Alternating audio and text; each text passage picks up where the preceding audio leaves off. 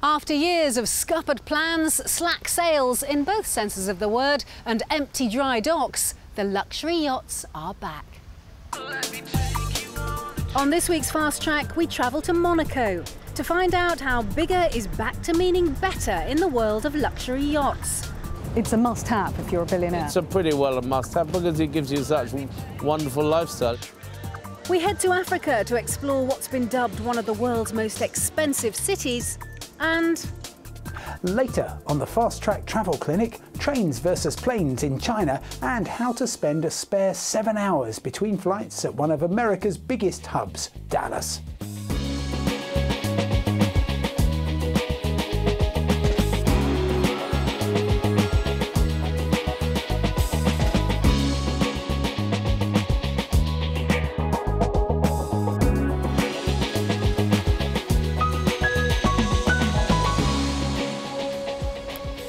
Hello and welcome to Fast Track. I'm Fiona Foster.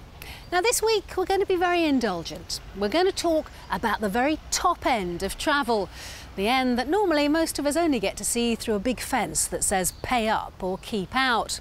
First we're talking luxury yachts. It's been a lean, well, comparatively lean few years for the world's billionaires, but now it seems in marinas across the globe the good times are back. We sent Emma Jane Kirby to the Monaco Yacht Show to find out why the world of big boats is no longer all at sea. The Monaco Yacht Show, where the world's wealthy jostle for position in Monte Carlo's Petite Harbour. This is where they come barefoot, no shoes allowed on deck, to worship the world's biggest boats. And after 5 years of restraint, it looks like the rich are ready to put the recession behind them. The global downturn badly affected the yachting industry, and many of the super yachts that were commissioned pre-2008 simply never made it off the drawing board. But here in Monaco, you get a sense that that appetite is coming back. There were 200 billionaires created last year, and many of them have signed up for one of these floating palaces. And if you're interested in buying one, this one would set you back a mere $28.5 million.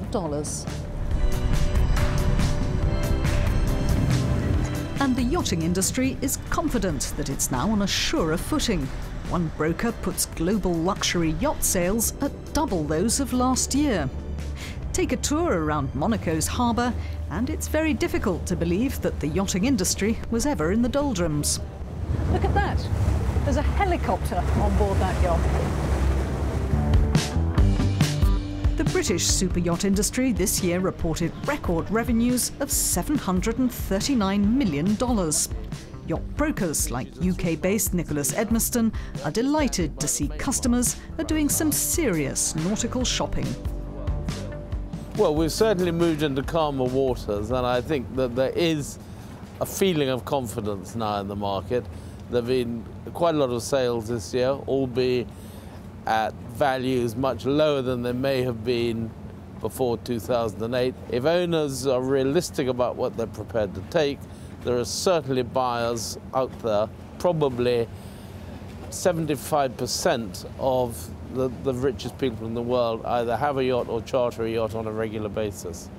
It's a must-have if you're a billionaire. It's a pretty well a must-have because it gives you such wonderful lifestyle. And that lifestyle really is something else. This schooner may have been built in 1902, but it's got every mod con you could wish for, including, of course, a piano. The super yacht is the billionaire's ultimate plaything, but of course they're not all the same. You can customize it to suit your personality and taste. It used to be a helicopter or room for a grand piano, but these days, today's billionaires want a submarine. That's great. Submarine's fantastic. And if you don't fancy a submarine, how about a submersible aeroplane? Aeroplane that flies underwater. That's it. So if we put somebody who's a pilot in there, they just go in and fly. Richard Branson has one on his yacht, and inventor Graham Hawkes has been inundated with inquiries. We've been swamped. There we are. I mean, we see these super yachts as just delivery platforms for something much better, which is this, because the oceans are really this three-dimensional place, and to me, it seems such a shame just to tootle around on the surface and ignore all of this stuff going underneath. There are at least 700 mega yachts, that's yachts over 24 metres long, under construction at the moment throughout the world. And at least 20 more have been ordered at this boat show in Monaco. Although size does still matter, this year saw the launch of the biggest private yacht to date. Experts say the financial crash has certainly calmed the more voracious appetites, prompting a new less is more attitude. There's a big difference to this comeback. It's never going to be 2007 all over again, where people were standing in line to give yacht builders cash to build them a boat. The owners today are very much more value driven, and they're much more interested in getting the yacht that they want, not what will impress their neighbors necessarily. We're seeing much more interest in family-size yachts rather than corporate or palatial showpieces. We have one project in Europe currently. And the boat building boom may not quite be back to what it was pre the economic downturn, but the second-hand market is thriving. We personally get approached by a lot of younger generations of clients. And that's especially good news for mega yacht interior designers who say their new clients are very specific about how they want their mega yachts refurbished or kitted out. People take more time, they consider things better, and the outcome will be better, and I think we will see better designed yachts. Do you ever have to say to a client, that's a little bit flashy, perhaps we could make that a bit more cultured or tasteful? Well, it's usually when the artwork comes on board, and there is sort of some eclectic taste, of course. One thing's for sure, it's a buyer's market out there. And those buyers are hungry for a bargain. This is a whole different lifestyle. Whole different level from our boat. Yeah, I bought a boat this morning. It's for a client. Can I ask discreetly how much you're going to pay? 3 million euros. I saw a lot of Chinese people here, and I think China is going to be a very interesting market for this kind of, high-end stuff. Yeah. And the buyers are not the same people they once were. Experts who track yacht purchases say the newly moneyed are now spread out across the globe. We're seeing buyers from Brazil. We're seeing buyers from Phuket, Thailand. One particular builder has 2 projects underway for Thailand buyers right now. That was a market that didn't exist before. Indonesia is strong, and China, of course, is an emerging market. The sunshine may have abandoned Monaco's harbour for the summer, but the upbeat mood has definitely returned. An uncertain economy is still out there, but the world's rich seem ready to ride out any storm. Emma Jane Kirby. I think she may fancy sailing back to the office in some style, if she can hitch a lift, that is. And if you have any comments on that report or anything else you see in the programme for that matter, do drop us a line at our usual address, fasttrack@bbc.com. Now let's have a look at what else has been making headlines around the world this week. Millions of Muslims are set to make the journey to Mecca this week for the Hajj pilgrimage, one of the 5 pillars of Islam. Hajj is the largest yearly gathering of Muslims in the world. About 2 million pilgrims are expected after Saudi Arabia announced a crackdown on illegal visitors and imposed restrictions to cut the number of foreigners by 20%. Thousands of holidaymakers in France were this week affected by a strike involving air traffic controllers. The action is over plans to create a single European air traffic control system, which they say could cost jobs. Airspace in the south of France was the worst hit, with movement being cut by around 30%. And it wasn't quite the adrenaline rush they were expecting, but visitors to a theme park in Florida were left stuck on a roller coaster for more than 2 hours this week. The ride at the Universal Studios theme park malfunctioned, leaving 12 passengers suspended almost 50 metres above the ground. Orlando fire crews were called in to rescue the thrill seekers, who thankfully escaped unscathed. And while those tourists were left hanging around, national parks and monuments remain closed across America due to the continual federal government shutdown. But one man is determined not to let this affect some of the country's most famous and historic sites. Artist Chris Cox, who is calling himself the Memorial Militia, is on a one-man quest to clean up Washington's monuments, including the Lincoln World War II and Vietnam War memorials. Look at all the people around us. This monument's not closed as far as I'm concerned. We've got security, we've got veterans, we've got tourists, and now we've got maintenance. The park police have asked the artist to leave, but he says as long as the government is shut down, he will be there to clean up.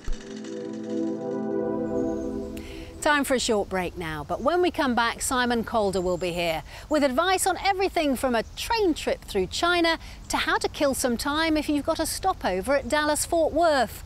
And we'll be exploring one of the most expensive cities in the world. Can you guess where it is? Well, I'll give you a clue. It's not in America, Europe or Asia.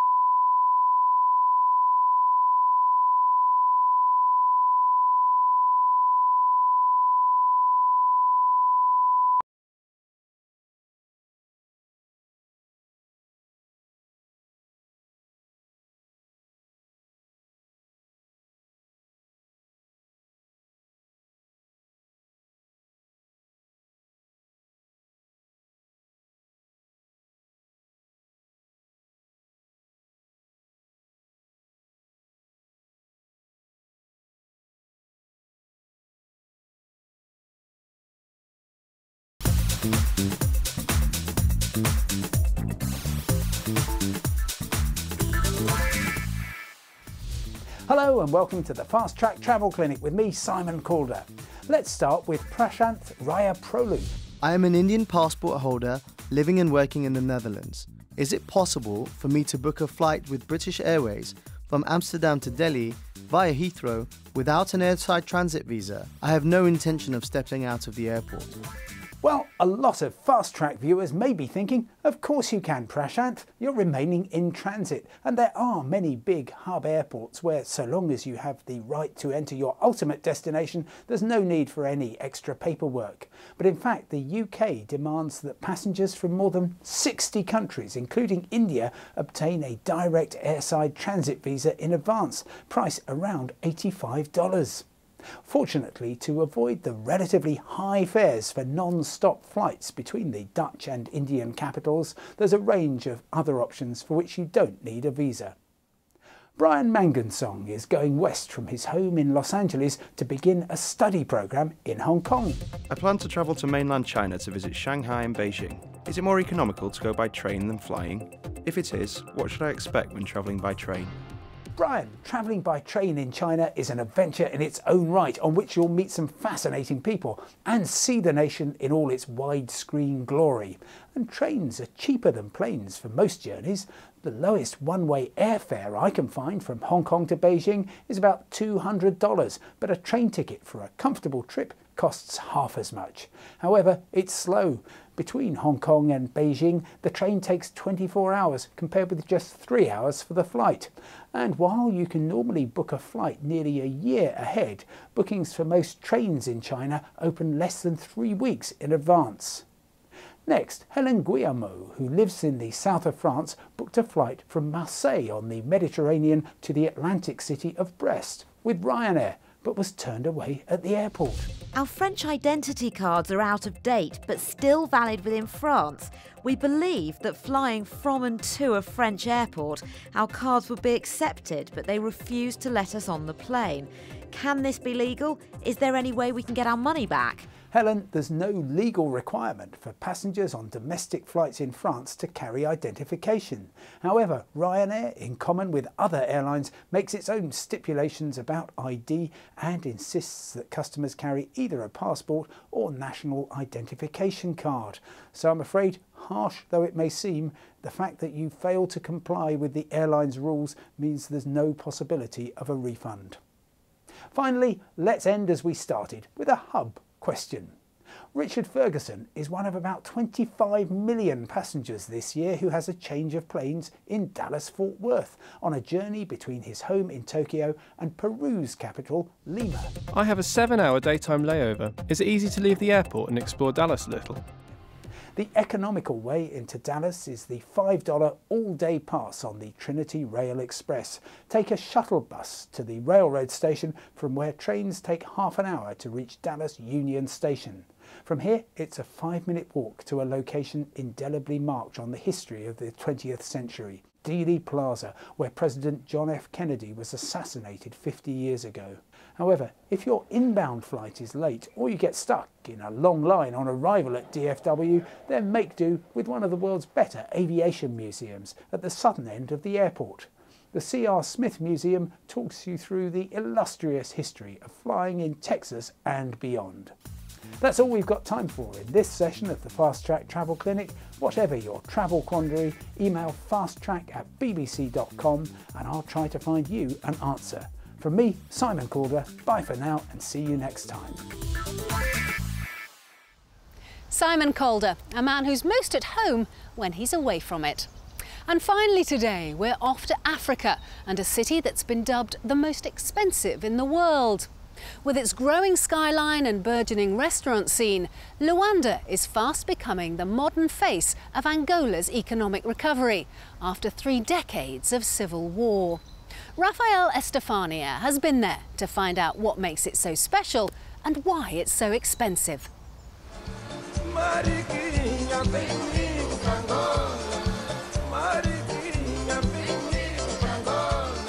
Welcome to Luanda, the most expensive capital in the world. According to the prestigious Mercer's annual survey on the cost of living, Luanda topped the list ahead of Moscow and Tokyo. A luxury apartment in Luanda will cost $10,000, compared to $4,600 in Moscow. Fueled by Angola's vast oil resources, it is the world's second largest producer behind Nigeria. The country's recent development has brought the return of many successful Angolans. International chef Held Araújo has been back for 3 years after spending 9 years working abroad.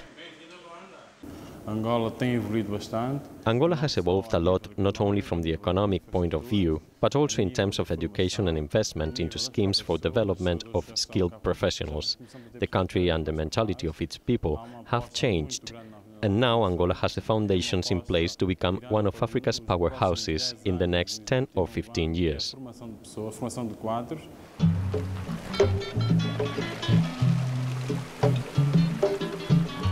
Health has seen many of the changes that Angola has recently experienced, so nobody better than him to show me the new face of the country.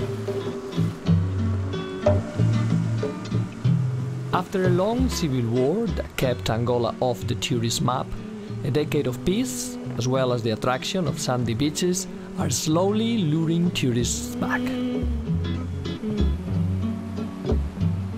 People sometimes go to the Musulu Island to see their families. Some of them have their houses there, and it's an amazing place to recharge batteries to start the new week.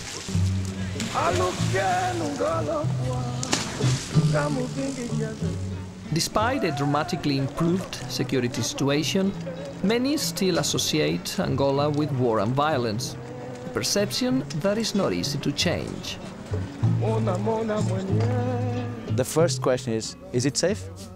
And if you are in another country like Portugal, France, United States, the first question is how I can go there, how much cost. So here, to make a difference to other competitors, is to offer the guarantee of a safe place. And from the relaxing pace of Musulu to the frenetic heart of Luanda. The city of Luanda, the capital of Angola, feels a bit like a big build inside. A decade of peace after a 30 years war is transforming the city forever.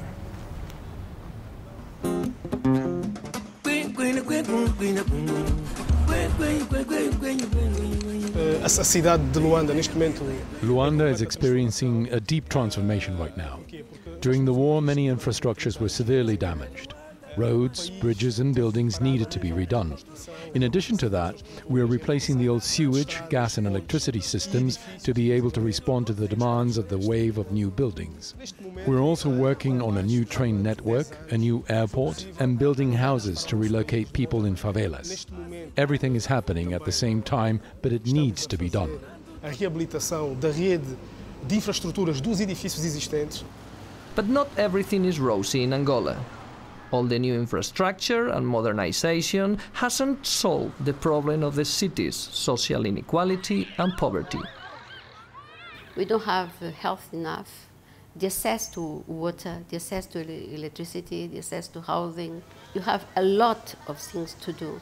Education has to be the priority for everybody. If you don't get these youth with good education, you cannot achieve the development of Angola. And when the pace of the city becomes too much, a short flight will take you to Lubango and one of Angola's natural wonders, Tundavala. A dramatic landscape that serves as a sterling reminder of the geographical highlights and untouched riches that Angola holds. Rafael Estefania exploring what's been called the most expensive city in the world, Luanda. And that's it for this week. Next week, as the salvage operation of the Costa Concordia goes on, we'll be heading to Holland to find out how new technology is hoping to keep the seas and, more importantly, passengers safe. The question is, how do you sail a cruise ship?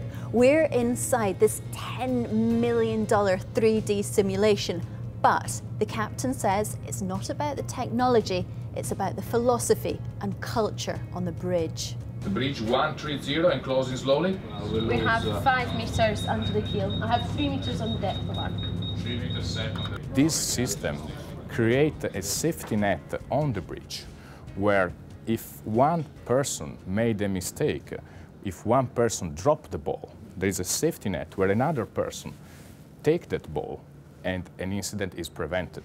So do try and join us for that if you can. In the meantime, don't forget you can keep up with all our travels on our website, bbc.com/fasttrack.